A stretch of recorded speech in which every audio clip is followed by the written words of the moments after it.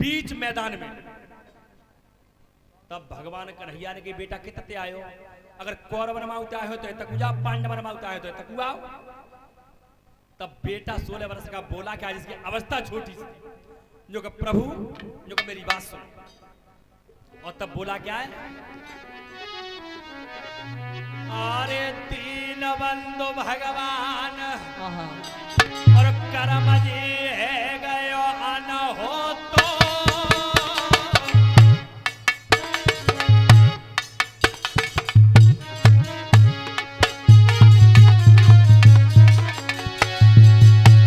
आज वो बेटा बोला है, अरे कर्म ये को है गयो अन हो तो, और कहा करूं कित जाऊं दयो नहीं रे कौने नो तो। अरे मैं का करूं कित जाऊं दयो नहीं रे कौने नो तो। बेटा मेरे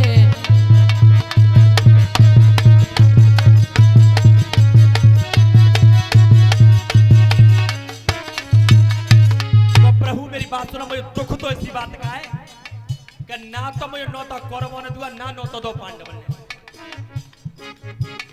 तो भगवान ने कही बेटा अब नौता ही काउ ने ना दो, तो ये धनुष बाण कंधा पे टांग के आए छो। और तब वो बेटा बोला क्या है, अरे गिरा बेटा नी उच्चारी। अरे गिरा बेटा नी उच्चारी। मोए दये धनु दय और बाण हुक्म मोए बह गई मेहरदारी। मोए दे धनुष और बाण हुक्म मेरी दे गई मैं तारी। दे धनुष और बाण हुक्म मेरी गई मैं तारी।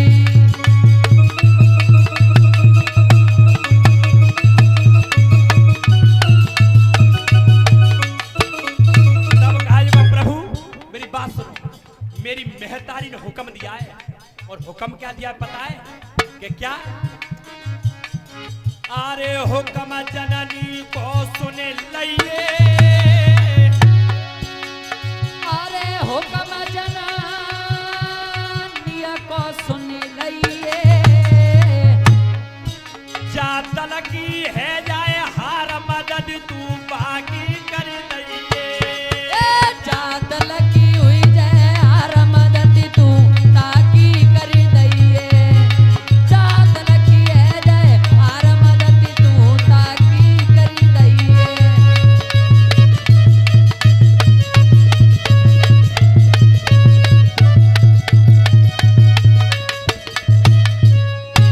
तब कहा जो को प्रभु मेरी माँ का जो हुक्म है कि दोनों दलन में तो जो हारे मैं उसकी मदद करूंगा।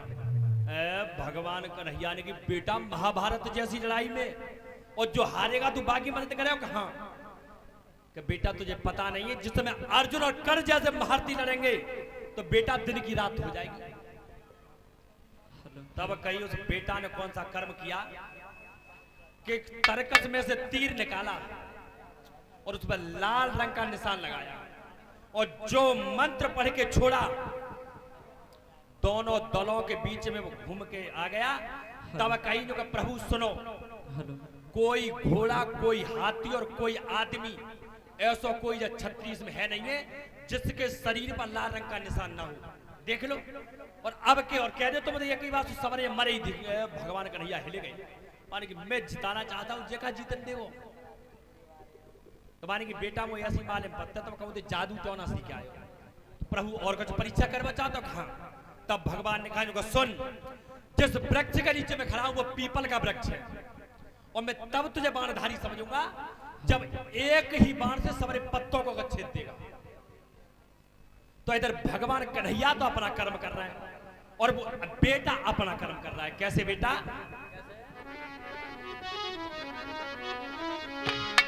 अरे तीन लोक के स्वामी ने और नाय बालकिया देर लगाई रे।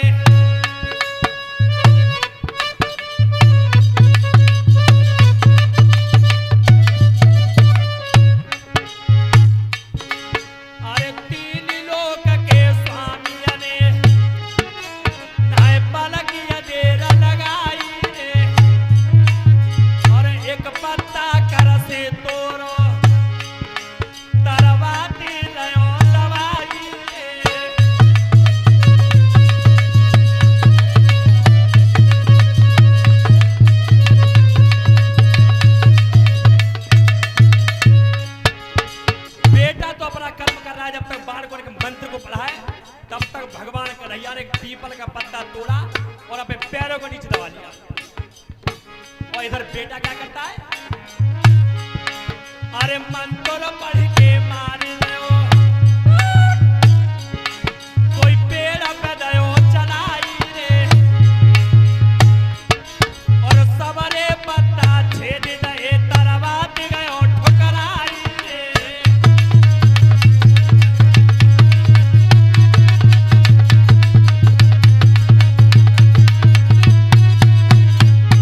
आज उस बेटा ने जैसे ही मंत्र पढ़ के छोड़ा तो पूरे पीपल पे वो घूम गया बाण, और अंत में एक पत्ता भगवान कन्हैया के पैर के नीचे जो दबे रहो, तो पैर में ठोपर पे आके जैसे ही लगे मार रखी है तो तरवा पे आके रुका है बाण। तब उस लड़के ने कहा, प्रभु सुनो, एक पत्ता तुम्हारे पैर के नीचे दब रहा, क्या तो पैर को हटा लो और तरवा को छेद के पार निकल जाएगा। जो इतनी बात सुनी, अरे जब पतन में छेद यकीना, और तेरा लोग को चलो है पसीना।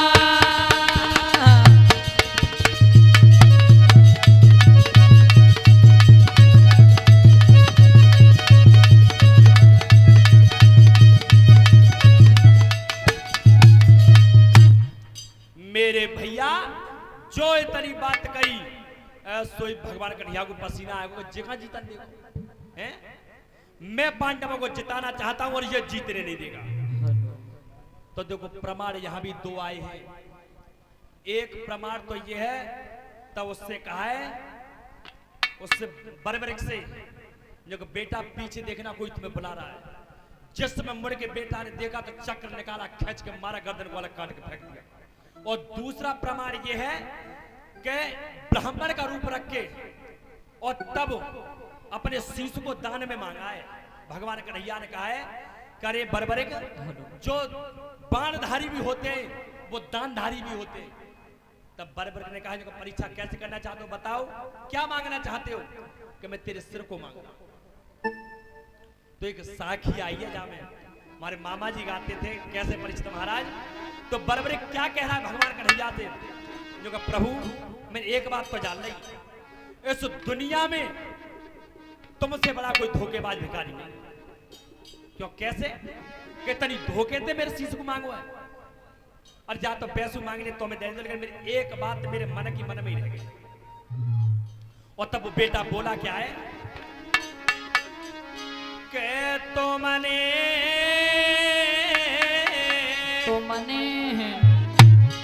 आरे बन की भिखारी दीनानाथ तुमने, अरे बन के भिखारी दीनानाथ तुमने, बन के भिखारी दीनानाथ।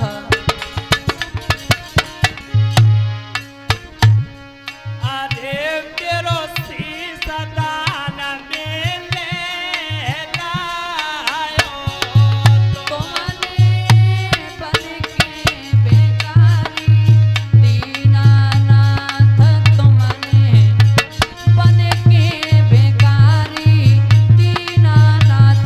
अरे मेरो शीश दान में ले लायो,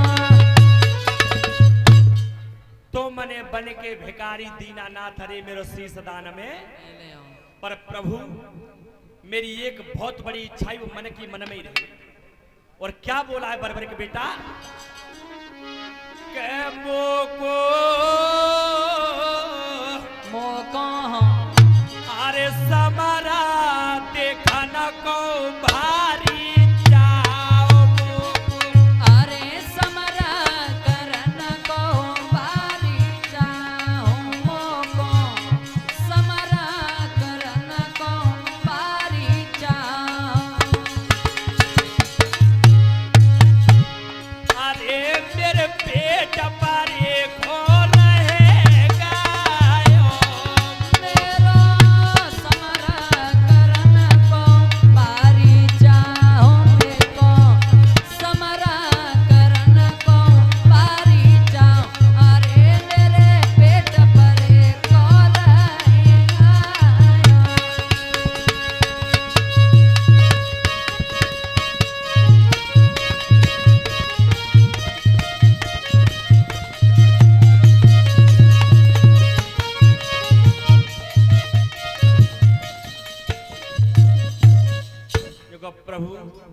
मेरी मन में बहुत बड़ी इच्छा आई, समर को मैं देखना चाहता था।